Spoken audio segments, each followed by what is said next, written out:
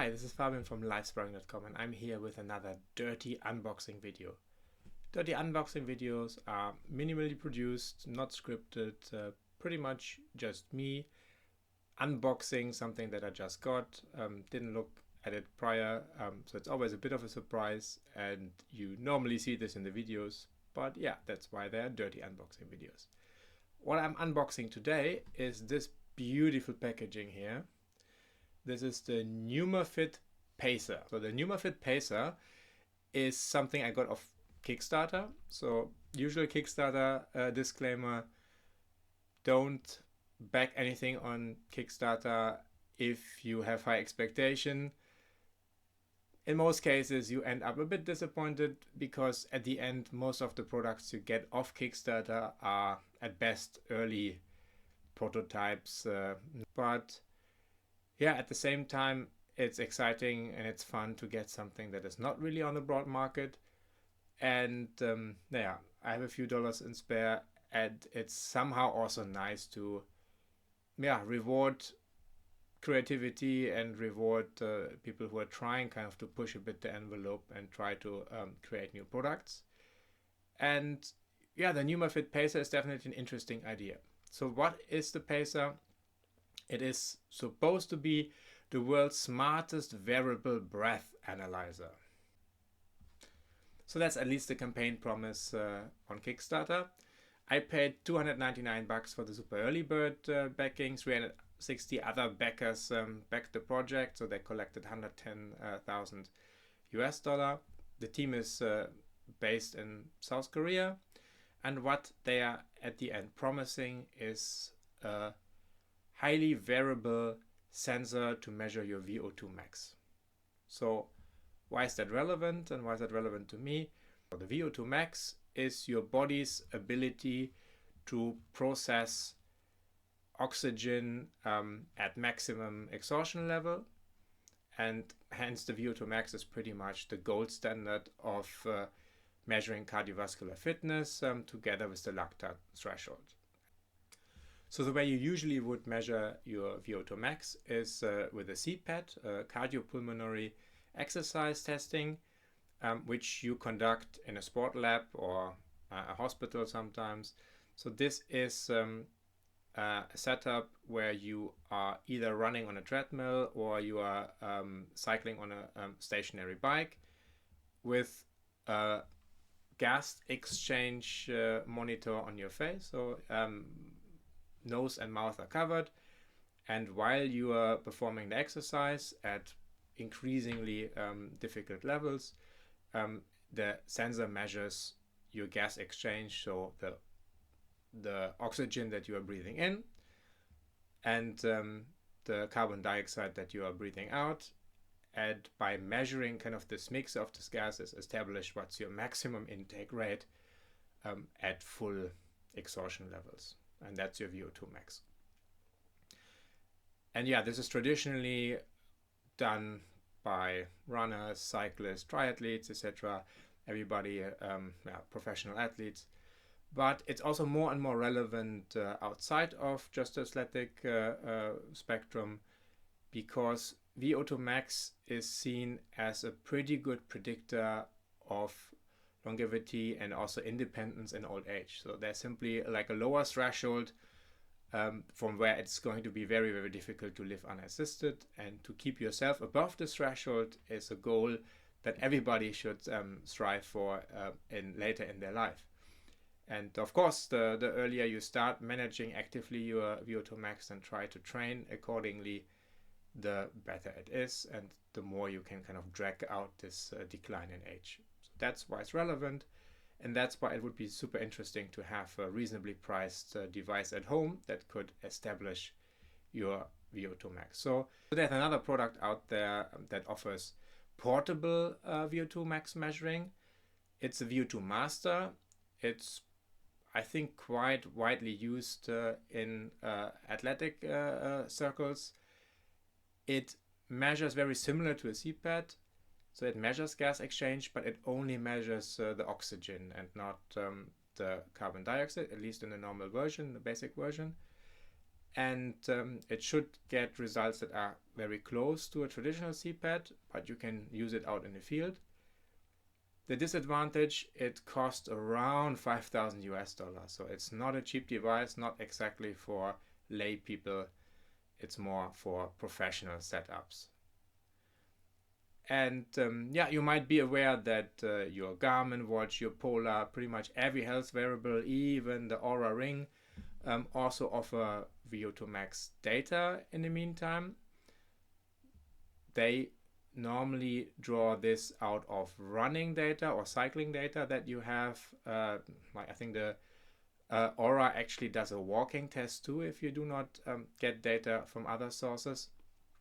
But these are of course very indirect measures because yeah, your watch, your ring, they do not know what you're breathing in and out, right? So hence they can only estimate what's your maximum oxygen intake by looking at your heart rate at certain exercising levels. So they basically check, okay, if you start to do a brisk walk, how fast does your heart rate go up, and then it estimates what would be your VO2 max, pretty much based on large data sets, etc.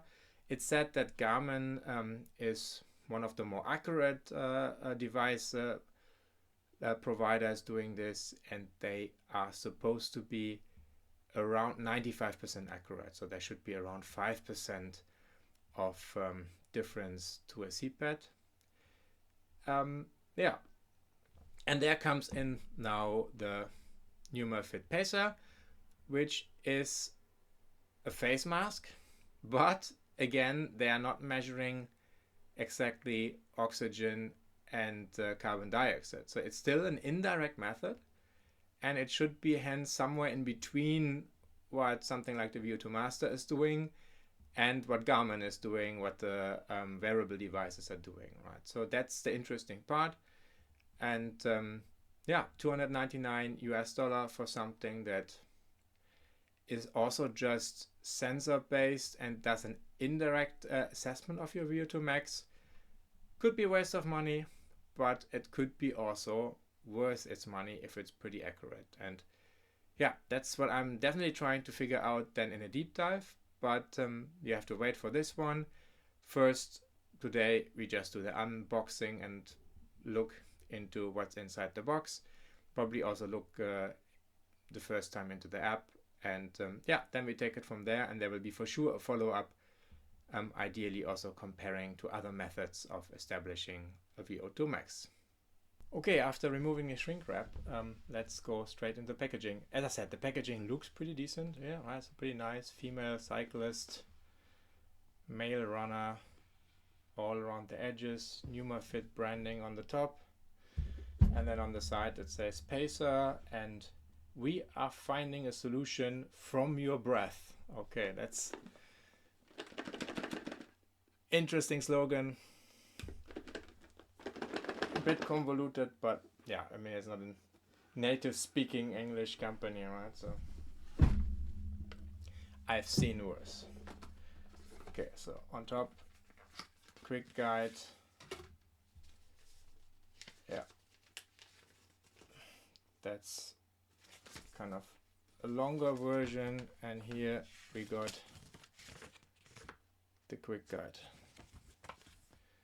So the next part is this one. So that looks already like the cap.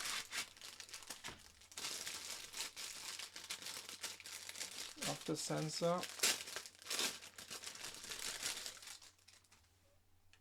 Yep, that's what it is, right? I think that goes on top of the sensor.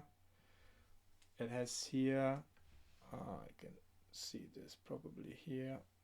There's a charging port. And then here some kind of electrode connection. Also here Neumafit branding, and then that says small Pacer, and then again this formula. I think it's a formula for VO2 max. We see this formula here too on this one. Okay, that's just a divider, and there's a big nice mesh pack inside. Okay, so I guess that's the part that goes on the face. I mean, we see here like a fan, we see here the connector, the matching part to connect to here. Yeah, kind of like a rubber silicone inside part. And here, this is interesting. So this is a sensor that goes on your face, and yeah, that's measuring, I think, your heart rate straight from your face. So this is interesting. I get my heart rate measured on my wrist, on my finger. I have a chest strap when I run, but yeah, I don't think I've ever got my heart rate recorded from my face. So how do they connect? Yeah, okay, magnetic connection. They snap into each other, so pretty good. And that's, I guess, looks later like this. Smells a bit. Okay, what else we got here? Headgear strap. Okay, so that's okay. Headgear kind of going behind the head. One more. Buckle strap. Okay, so I think this is the one that would go in your neck. And the last thing here in the box is a charging cable. Yeah, as we could see on the board, right, it's just a standard USB-C cable, nothing proprietary. That's of course great, but also required by EU standards, I think. Yeah, that's I think what we all got here. So the next question is how to attach the straps. I think here's some explanation. So there are different ways. You could do a buckle strap, and you can do the headgear with neck. I don't know. Let's maybe try the buckle strap. Just for shits and giggles. So this is one part, this is the other part. I think they lock together here like this.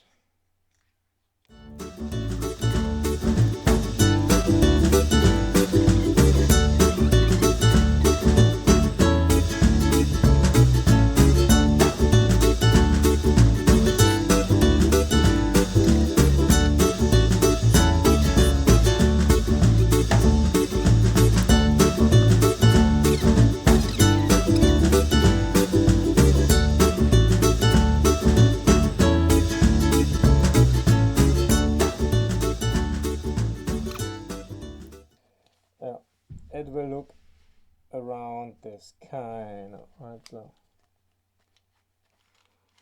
sensor is here, just besides my nose, and this one will look like this, match my gray shirt. Yeah, I think this is about it assembly wise. So there are different ways to attach it, right? So you can use this headset also.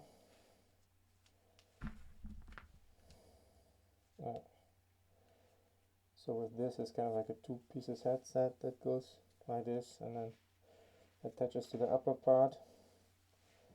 The neck strap for the lower part, so that's probably a bit more stable than this one. But yeah, I think for the unboxing part, this is good enough.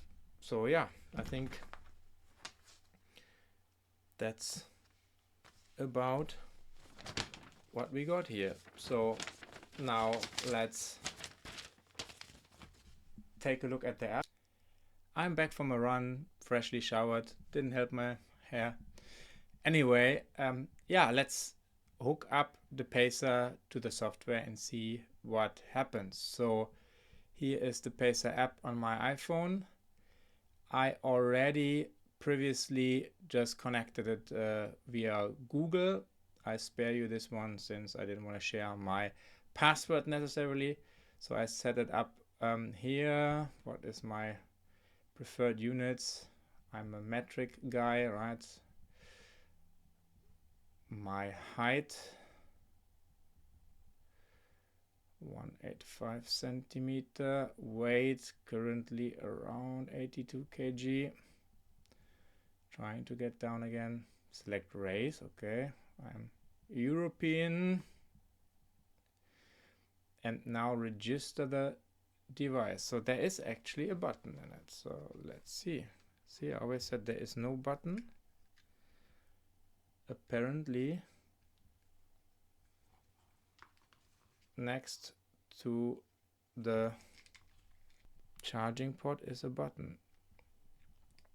It's fairly hidden. I pressed it, it blinks.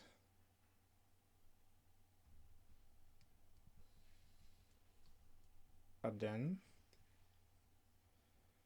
nothing happens.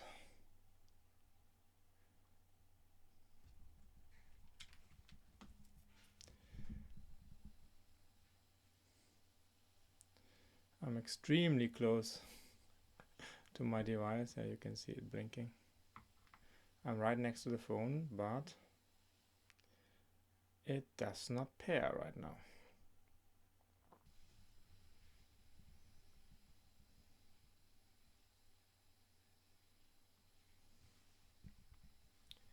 Okay, I just went back and forward, and there we are. Add your marathon record. I don't have one. I've never run a full marathon. I only as part of a 50k trail race that barely counts. I would skip this one. Okay, cannot skip. Good. Okay, marathon type, full, half, 10k. Okay, if a 10k is a marathon, then I put something in here. I mean, I once ran a half marathon. It has been quite some time ago. Don't ask me when it was. 2019 probably. And it was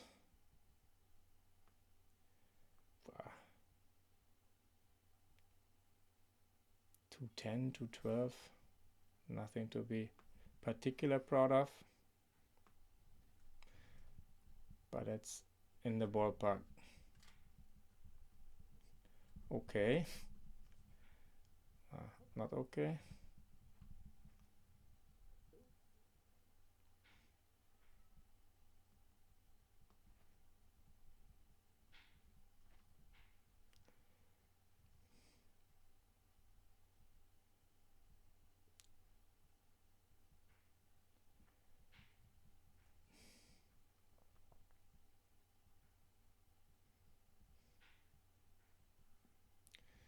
Okay, now it's okay. Maybe it was the brackets that I didn't like. Error occurred anyway.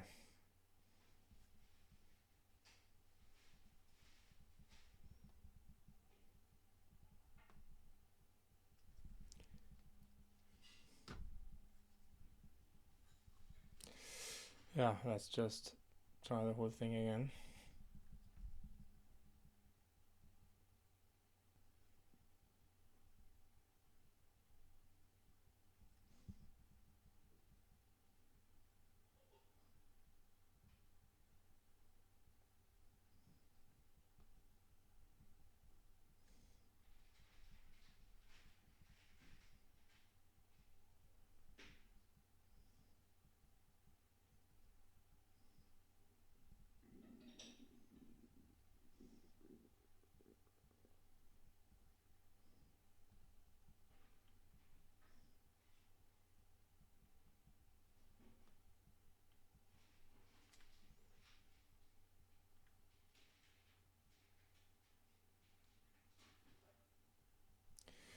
Hallelujah.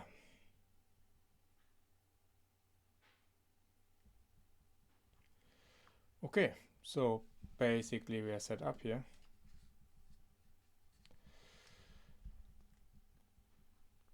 Progress, no data. Tests, no data.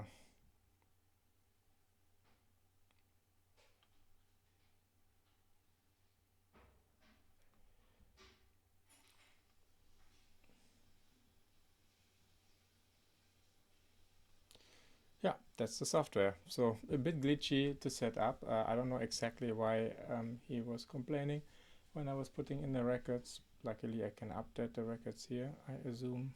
So yeah, if I put start test, then you see it's a 19 minutes test, gradually increasing, start pace of 7 minutes 30 per kilometer, increasing every 2 minutes until exhaustion, test maximum ability and endurance. And I'm supposed to check that my pacer is charged before that. Battery I should probably see here somewhere, right?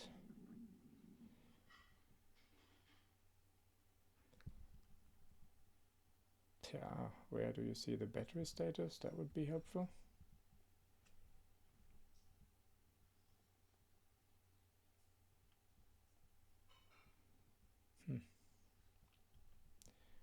Not here, not there. I guess I have to figure this one out. So yeah, that's basically the pacer. Yeah, no point for me now to run a test. I'm inside, and yeah, I will play around with it. I will for sure come back for a deep dive. I mean, at the end, that's what's all about. Really diving into this device, checking how useful it is, and trying to get some gauge of accuracy, kind of comparing it to what Garmin says my VO2 Max is, and ideally also do another Sport Lab test to be able to compare it. Yeah, and then we take it from there and see. So thanks for watching today. Sorry for the clumsiness as usual, but as I said, I call them dirty unboxing videos for a reason. I'm just too lazy to do a proper setup, and maybe also not just not the smoothest presenter, but nevertheless, hope you enjoyed this kind of unprepared unboxing experiences with new stuff. And yeah, it doesn't get much newer than this, fresh off Kickstarter.